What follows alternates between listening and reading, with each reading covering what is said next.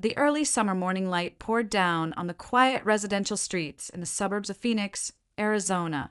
Among the colonial-style houses, lining the tree-shaded avenue, stood the Brown family home, a two-story white house with a meticulously maintained front yard blooming with colorful flowers.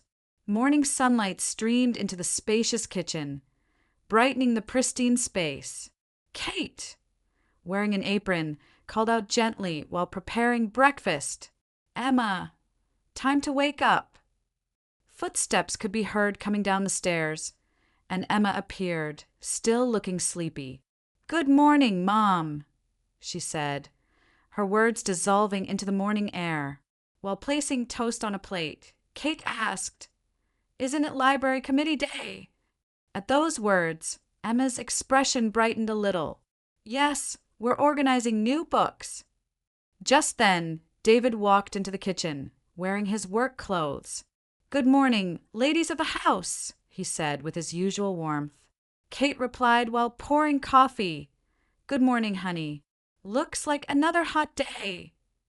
The family of three gathered at the sunlit dining table. This ordinary morning scene was the Browns' daily routine. On the wall of the second-floor study hung Kate's artwork. Kate Brown, 35, worked as a freelance graphic designer handling branding for local businesses. She was a woman known for her shoulder-length brown hair, slender figure, and gentle smile. Her smartphone rang with a message from a client.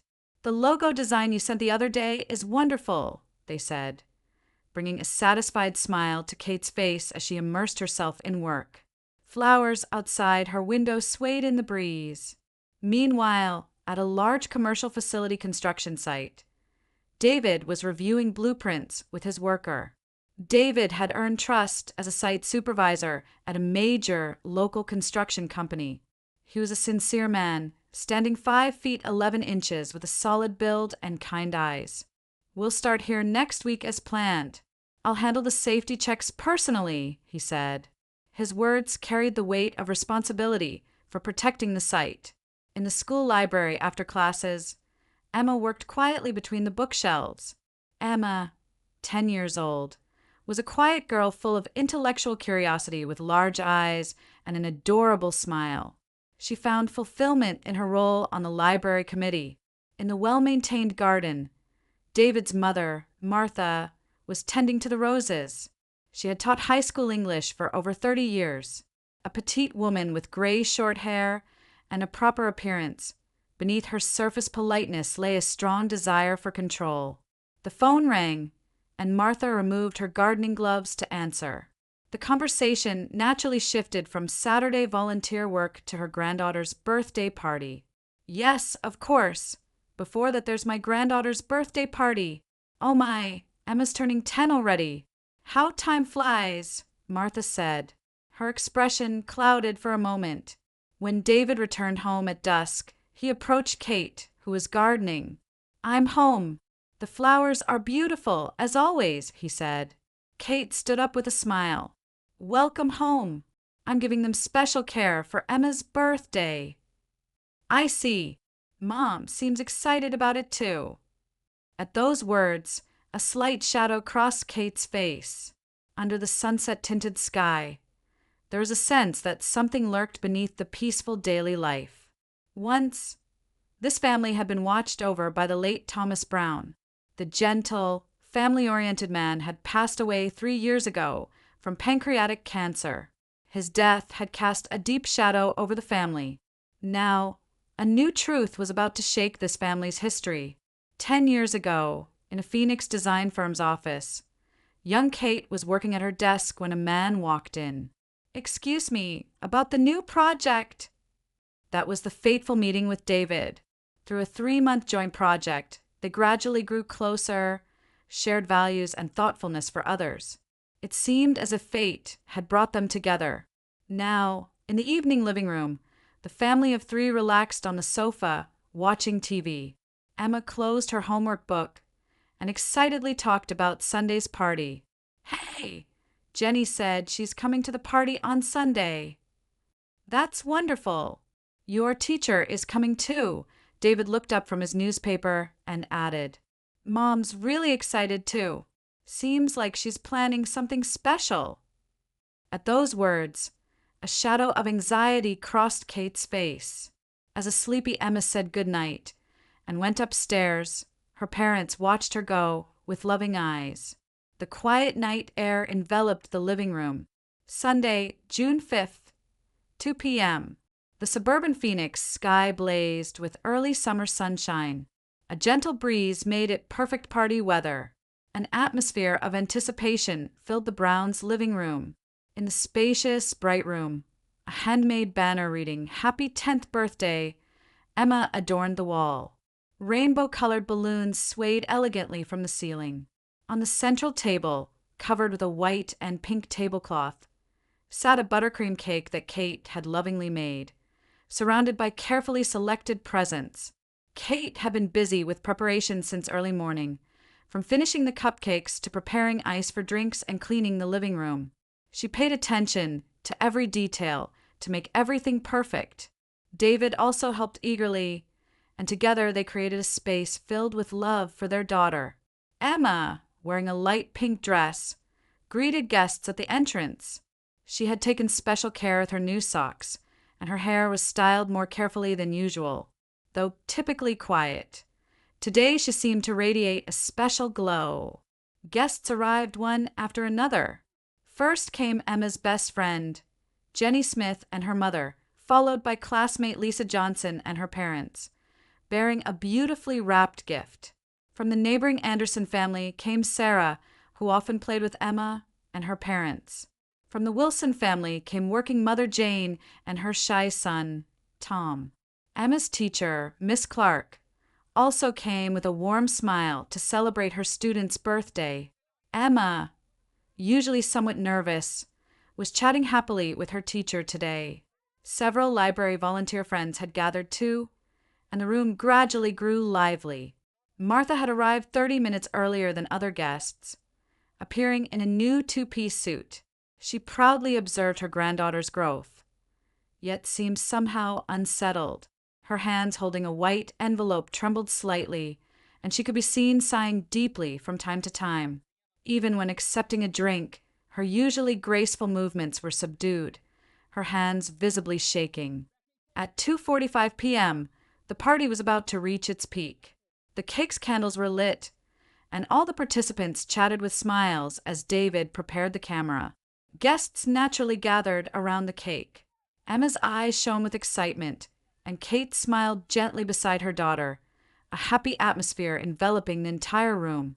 Time seemed to flow peacefully, as if it would last forever. Then the unexpected happened. A sudden scraping of a chair cut through the room's atmosphere. Martha slowly but decisively stood up, her trembling hands clutching the envelope to her chest, now crumpled and damp with sweat. Her usual refined demeanor had vanished. Her eyes took on a strange light. "I have an important announcement." Martha's voice, though initially small and shaky, gradually grew louder. It was as if a dam holding back years of emotion was about to burst. "There's something everyone needs to know. DNA tests have proven it. Emma isn't my son's child." The words struck the room like a bomb. A sudden silence fell. Children wore confused expressions, and adults couldn't hide their shock. Voices that had been about to sing the birthday song cut off, and time seemed to freeze. Martha took even more shocking action. Grabbing an expensive white porcelain coffee cup from the table, she threw it at Kate and Emma. The dark brown liquid arced through the air, spreading across Emma's white dress. Kate screamed, and guests gasped in surprise. However, Emma's reaction to being splashed with coffee was unexpected. With coffee dripping from her hair, she stood up slowly, with a composure beyond her 10 years. Standing straight, she fixed her large eyes on her grandmother. Then, in a quiet but clear voice that everyone in the room could hear, she spoke. "Grandma, Dad isn't your real child either, is he?" At that moment, complete silence fell. Everyone held their breath as if time had stopped. The color drained from Martha's face, her carefully painted lips beginning to tremble. "Why, David?" She collapsed into her chair, covering her face with both hands, her shoulders shaking. She whispered in a thin voice, "How did you—" No one was supposed to know about that. No one. Children hid behind their parents, their confused whispers filling the air. Jenny's mother took her daughter's hand and hurriedly prepared to leave. Miss Clark stood speechless, frozen in place. One by one, guests began to move, parents covering their children's ears as they quietly left the room. The party that had begun so festively came to an unexpected end. All that remained were coffee stains and the torn truth of a family. Only a heavy atmosphere lingered in the living room. The low hum of the air conditioner and the ticking of the clock's second hand were the only sounds in the strange silence. David sat down beside his mother, who remained collapsed in her chair. Letting out a deep sigh, he started to rise, saying, "I'll get some water." Martha hastily grabbed his arm. Her hand was ice cold and trembling uncontrollably. "David, I—" Martha's voice quivered as she tried to form words, but her son's expression was stern as he slowly removed her hand. The sound of a glass clinking and cold water being poured echoed from the kitchen.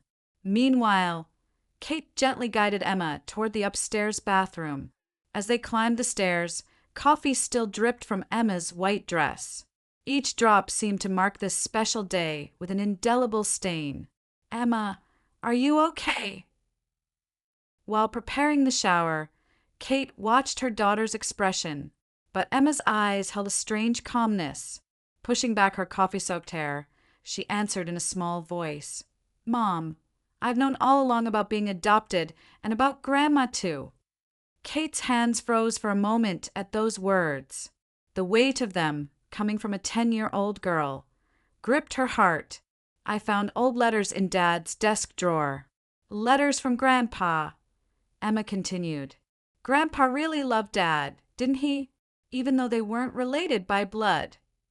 Kate silently embraced Emma. Mother and daughter stayed that way for a long time as shower steam filled the room. Downstairs, David faced Martha after taking a sip of water. Martha seemed to have regained some composure. However, her eyes still swirled with regret and confusion. "Why today?" David's voice carried deep sadness, rather than anger. "I wanted to protect you." Martha tried to open the envelope with trembling hands. "When I saw these test results, David took the envelope from his mother's hands. "Dad knew. I knew too, 15 years ago when I was hospitalized." Martha's face turned pale at those words. "Thomas—" "Yes, Dad knew everything, but he never blamed anyone. He loved us as a family." Martha's shoulders began to shake.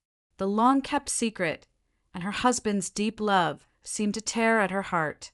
David continued, "Emma is adopted. We completed the paperwork 5 years ago, while you were away caring for Dad. We explained it as a natural pregnancy because we didn't want to worry him during his illness." The confession was like a long-sealed door suddenly thrown open. The truth, buried under layers of fear and secrecy, had finally been exposed. Around 4 p.m., Emma returned downstairs in fresh clothes. The living room still held the sad remnants of party decorations, dried coffee stains on the floor vividly preserving the memory of that day. Emma slowly approached her grandmother. Martha shrank away at the sight of her granddaughter. However, Emma smiled gently and took her grandmother's hand. "Grandma, do you hate me now?"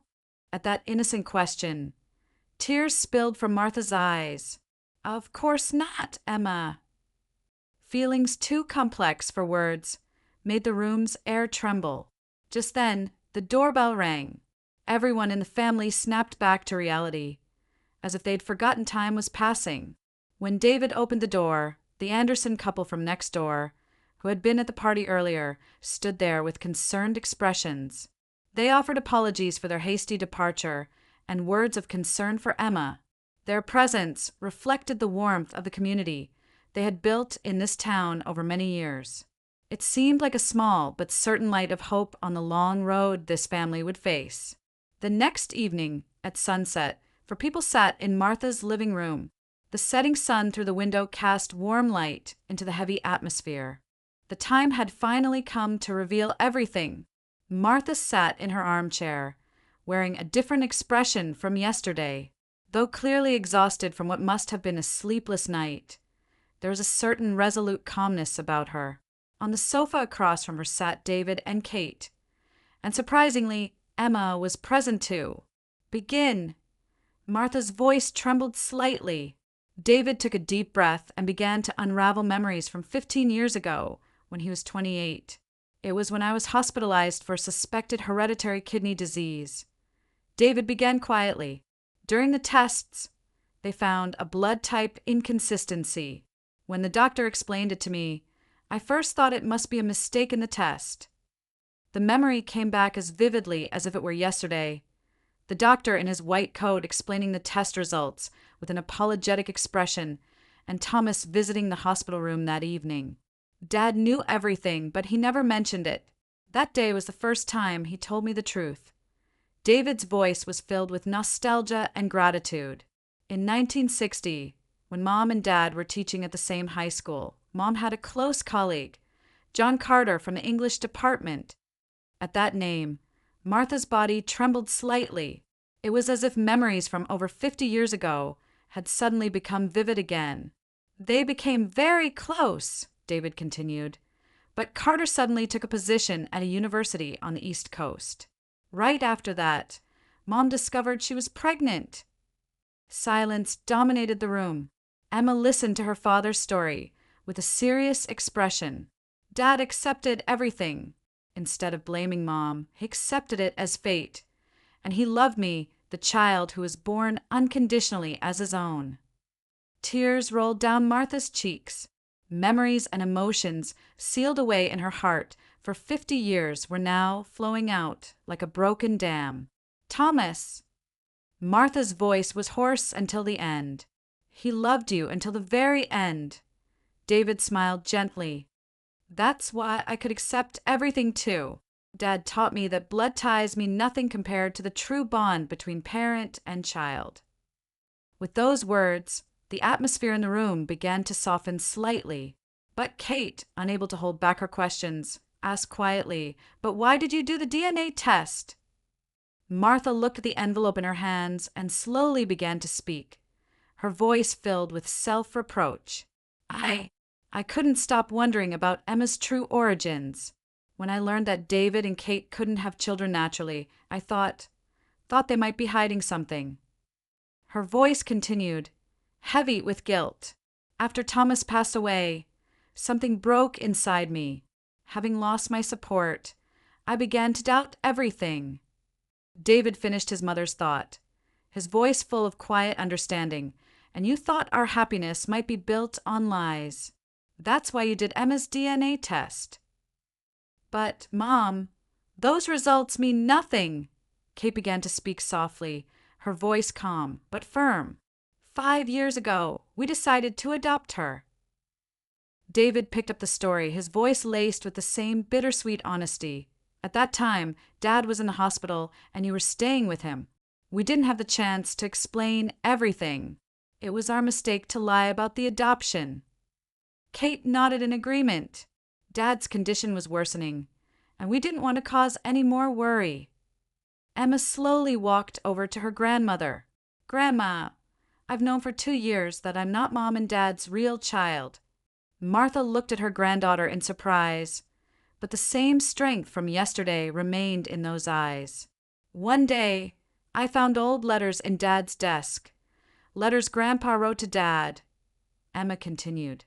"They said that even without blood ties, you can become a real parent and child." Emma gently held her grandmother's hand. "So, I understand Grandpa's feelings." Tears fell from Martha's eyes, her hands trembling in her granddaughter's small ones. "Emma, I'm so sorry. I ruined your special birthday." Emma smiled softly, her voice filled with remarkable gentleness. "It's okay, Grandma." Her words seemed to embrace the heavy atmosphere in the room. "I think this became my most important birthday because we could tell the truth." Those words seemed to quietly dissolve the walls of lies and misunderstandings that had built up over the years. Outside the window, the sun was setting. The rose bushes in Martha's garden glowed golden in the light. The flowers she had planted with Thomas still bloomed with unchanging beauty. A month later, on a Sunday, a barbecue was held in the Browns' backyard. The savory aroma of meat grilling under David's careful attention drifted on the early summer breeze. Kate arranged her homemade salads on the table, while Emma helped set up with her friend, Jenny. Martha was there too. The obsessive shadow that had once clouded her face was gone, replaced by a gentle smile. In this garden filled with memories of Thomas, a new kind of family bond was quietly but surely taking root. The invisible threads of blood relations can sometimes bind and burden people, but true family bonds run deeper and stronger. This was the form of unconditional love that Thomas had taught them. Truth sometimes reveals itself painfully, but beyond that pain, genuine forgiveness and reconciliation can flourish. The Brown family story stood as testimony to this truth. A story of healing, a family redefined by love,